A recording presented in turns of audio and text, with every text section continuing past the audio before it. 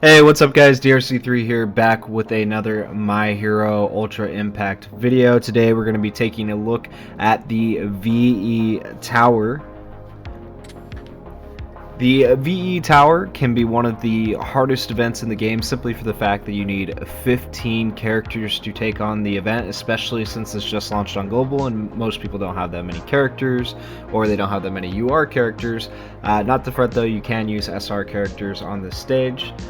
There are multiple different pieces to the VE Tower, or places that you can challenge, stuff like that, critical stage, blood stage, so on and so forth.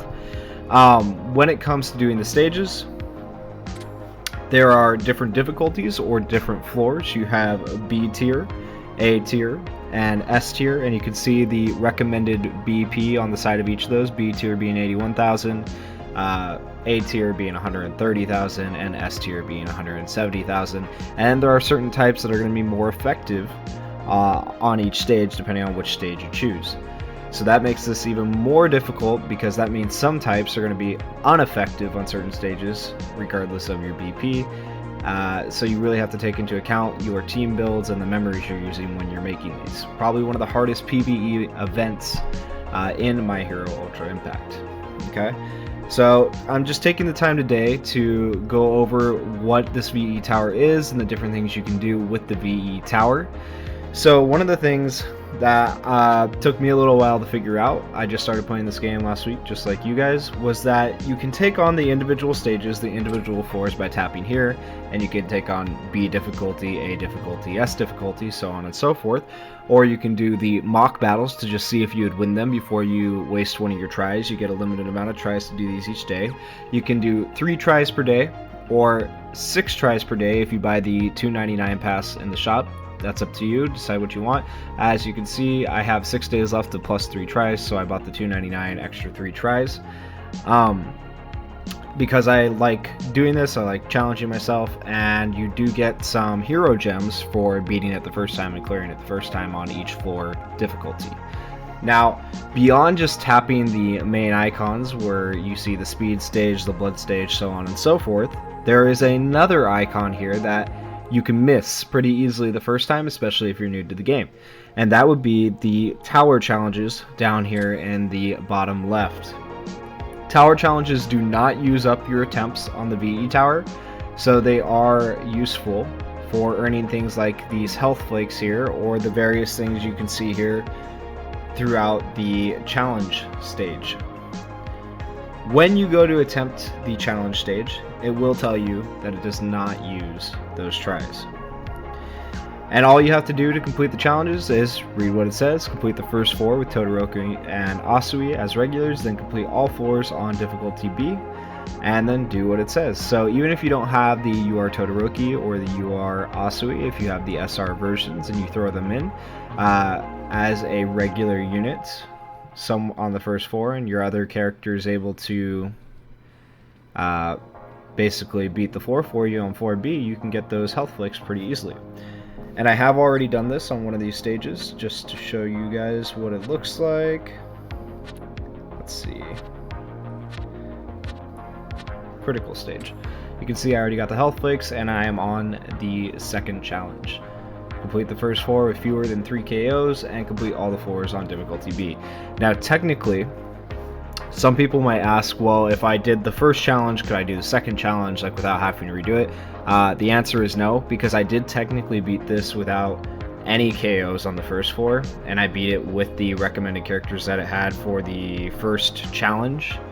So you do have to do each challenge, and you'll have to basically repeat this floor, 4B for the critical stage, as many times as you see challenges here. So a lot of challenges, and it doesn't just stay at 4B, it does go up to 4A, and by the end you're at completing 4S, which makes it even more difficult. So these challenges do get progressively harder, but they do come with decent rewards, like statues for your base. You can see 150 gems there.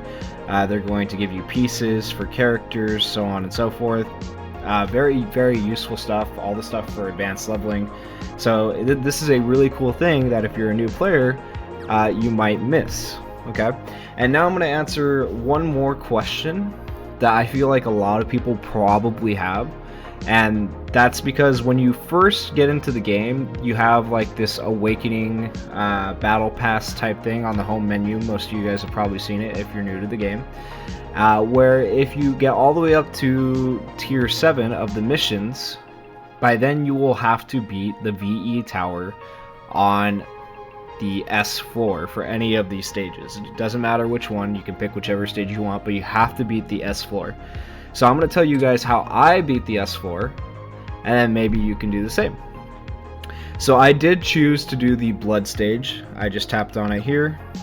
The blood stage, in my opinion, no matter the effective types, you can see the effective types there, but regardless of the effective types, I would say this stage is probably the easiest for someone who's new to the game and just has a random mix of characters.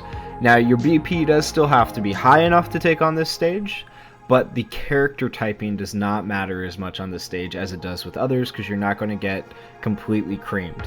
Okay, so let's just take a look at what I had really quickly. So you guys can see, I beat the first stage with a 205,000 BP, second stage with 188,000, and my last stage with 203. And you can see that I did use SRs as fillers. And actually, this isn't even 100% accurate, because at the time when I took this on, I did not have the Endeavor and I did not have the blue Bakugo, so I've changed it since then even.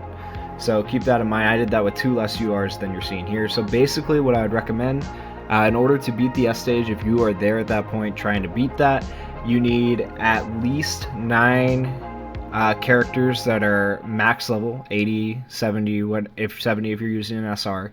I would recommend those 9 characters being URs if you can, but if you can't, make as many of your main or regular units URs, and then sub in your SRs as needed. You also need all of your memories leveled up to max level, and add on, as you can see here, all of the advanced things you can, and all of the extra like helmets and stuff that you can add onto your character. Add everything on that you can. This is endgame content. This is 4S. It can be very difficult, but the payoff is you do get a guaranteed UR ticket at the end of that level up mission, or the 7 missions that you do on the home screen.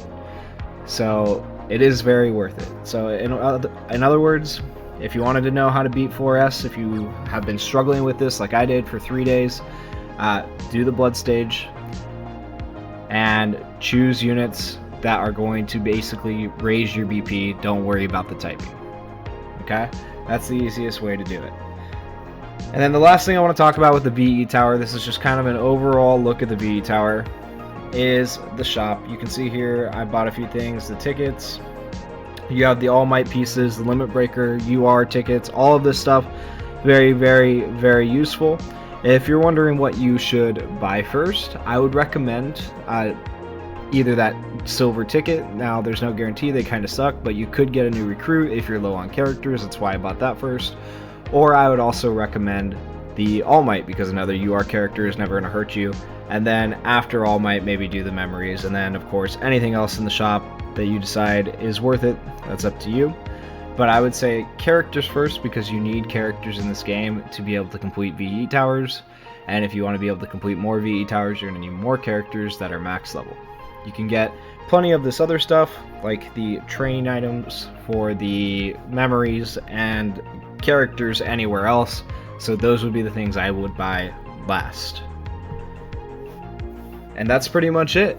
Let me know what you guys think about the VE Tower. Did you already know about the challenges? I found this really cool. I'm excited to take on all these challenges and get these items for my characters. I'm excited to try to beat all 4 S's on all of these VE towers. Maybe I'll post some of these runs that I do if you guys are interested. And thank you for watching. Play responsibly. See you next time. Peace.